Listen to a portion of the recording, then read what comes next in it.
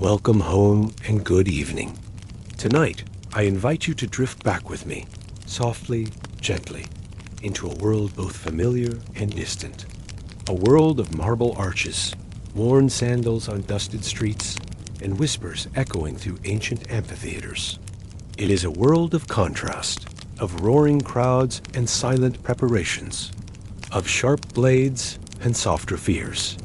But we won't be exploring the glory of gladiatorial combat as the ancient writers told it. Instead, we'll quietly walk in the sandals of those who lived it, the real men behind the stories. Their days began not with triumph, but with dust. So, let's imagine yourself waking in a dim room, the faint scent of old oil lamps mixing with the sharp tang of iron.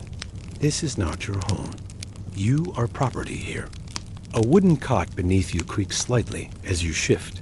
Muscles sore, bruises blooming beneath the skin from yesterday's drills. There's a rhythm to your mornings now. Not of birdsong or family chatter, but the barked orders of your lanista, the trainer who owns your future. The others are waking too. Some groan softly as they sit upright. Others remain silent, lost in private thoughts they never share aloud. Breakfast is bread. And more bread. Hard crusts dipped in watered-down wine. But you don't eat for pleasure. You eat for strength. You eat to last. Soon you will stand again in the yard, not under the bright sun of Rome's wide streets, but in the packed, dusty arena of the ludus, the training school. The weapons you hold aren't sharpened, not yet. Blunted wooden swords, heavy with practice strikes. Muscle memory is everything now. Step, block, thrust, again and again. By midday, sweat will have soaked through your tunic. The smell of bodies, dozens of bodies moving in the tight yard, is sharp, metallic with exertion. Every missed step could mean bruises or worse. But worse still is what comes at the end of training. The day of the fight, not a practice fight, the real thing. Your name will be called. Your footsteps will echo against stone corridors. Moving upward toward the light, toward the shouts of strangers, they will cheer. Not for you, but for what you represent. Distraction, thrill, release. And you? You will step into that light, knowing that your breath, steady now, might be your last measured breath on this earth. But the gladiators endure.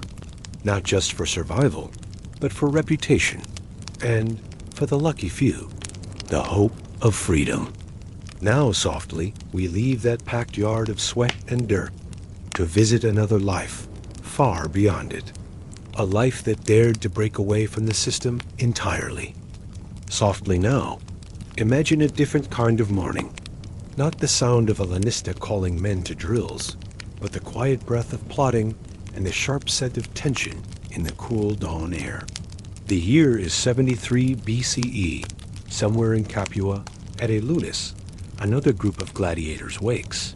Their bodies sore from the same drills, their futures held in the same uncertain balance. But among them, one man stands apart. Spartacus, a Thracian by birth, captured, enslaved, forced into the gladiator's life not by choice, but by the brutal machinery of Roman conquest. Spartacus had trained like the others, sweated in the yards, bled in the sand. But his thoughts stretched far beyond the ludus walls.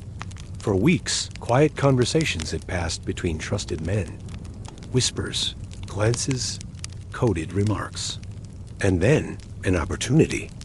A shipment of kitchen knives, crude but sharp, intended for cutting meat, turned instead to weapons. A breakout. A small band at first, 70, maybe 80 men, breaking free into the countryside, scattering the villa guards, gathering others as they moved. But Spartacus was no ordinary runaway. His leadership showed itself immediately. He knew how to fight, yes, but also how to organize, how to hold men together, how to build something larger than revenge. What began as a jailbreak soon swelled into a rebellion. They moved into the hills of Vesuvius, gathering slaves, farmers, anyone beaten by Rome's boot. Clashes with Roman patrols were sudden and sharp, and Spartacus's forces won, not because they were better armed, but because they had nothing to lose. The Roman Senate, embarrassed and alarmed, sent forces to crush the rebellion. Again and again, they failed. Months passed, then years. Spartacus's rebellion grew to tens of thousands. They raided estates, they freed the enslaved. But Rome is not easily humiliated. Finally, the Senate sent Marcus Licinius Crassus, wealthy, brutal, efficient. Spartacus's army fractured under the strain of survival and Roman military precision. The last battles were grim and inevitable. Spartacus's body was never recovered, but the Roman punishment was legendary. 6,000 captured rebels, crucified along the Appian Way, a road of death stretching for miles. But long after the crosses rotted and the rebellion faded, the story of Spartacus remained, a whisper in Roman history, a reminder of what happens when those in chains decide to break them. Now, gently, we leave the bloodied hills of rebellion and step quietly into mystery.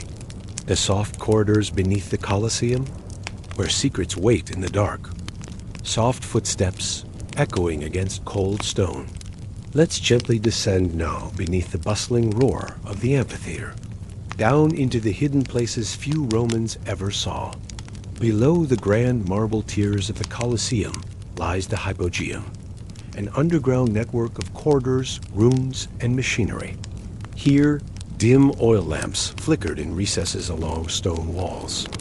The scent was a mix of wet limestone, rusted iron, and the faint musk of wild animals confined in the dark.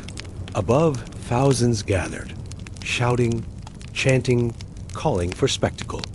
But down here, silence, except for the quiet shifting of slaves and workers preparing for the next event. Heavy wooden lifts, powered by teams of laborers and pulleys, groaned softly as they raised cages up into the arena above. You might hear a low growl, a lion perhaps, its muscles tense in the narrow darkness, not yet knowing the purpose of its confinement. There are also trapdoors, hidden panels in the arena floor, carefully timed to open and unleash fighters, animals, or elaborate stage props with startling suddenness. The audience loved the surprise, the illusion that the gods or fates played a hand. Down here, though, the magic was mechanical, practical, and exhausting. Slaves worked these lifts for hours at a time, unseen by the wealthy who reclined above, sipping cool wine and scattering bets. The contrast between the upper world and this hidden underbelly was sharp like light and shadow. Sometimes, wild animals escaped their cages early, bringing sudden chaos to the preparations. Sometimes, gladiators waiting below could hear the muffled roar of the crowd long before they themselves were seen. A strange tension lived here, a mingling of dread and spectacle. The great Colosseum was Rome's grand performance stage, but its true machinery lay in these cold, damp corridors, and all of it hidden beneath the sand and splendor. Now, gently, we'll rise once more, not into the violence of the games, but into the quieter world of Roman wealth, a place of soft couches, shimmering oil lamps, and the quiet rustle of silk. Step now into a villa, far from the roar of the crowds. The marble floors are polished smooth, reflecting torchlight and the gentle glow of bronze oil lamps set into recessed alcoves. A cool breeze drifts through inner courtyards, rustling silk curtains. Here, reclining on couches propped by richly embroidered cushions, the Roman elite dine in luxury. The meals are long, leisurely. Servants bring platter after platter, honey-glazed meats, dishes of delicate oysters, plates of dates stuffed with sweetened nuts, and wines from distant provinces. The scent of roasted boar mingles with the sharp tang of fermented sauces, flavors unfamiliar to modern kitchens, but prized in these ancient halls. Conversation drifts like music, politics, gossip, poetry. In corners of the room, trained musicians pluck softly at lyres while poets whisper verses. But behind every gentle note, a shadow. The labor of many makes this luxury possible. Some of the servants enslaved, some of the food, brought by forced tribute from distant Roman provinces. This is a world where comfort was built upon invisible burdens. Yet to those reclining here, these thoughts are distant, softened by wine and perfumed air. For the elite of Rome, the spectacle of the Colosseum was a passing entertainment. What truly mattered was status. Who sat where at the table? Who wore the finest toga? Who spoke the cleverest verse? As lamps flicker lower into the late hours, the hum of conversation softens, drifting into murmurs, as Rome itself exhales beneath the weight of its endless hunger for spectacle and power. Now, gently, we step away from the soft glow of banquet halls. To close this journey, thank you for joining me tonight on this gentle journey through Rome's hidden worlds. The gladiators, the rebels, the workers in the dark, and the diners in the light, they all played their part in Rome's great, complex story. Some of them rose to fame. Some vanished from history. But for a time, they were all part of the same ancient breath of the empire. And now, as their echoes fade, may you drift softly into sleep, steady, calm, at peace. Good night.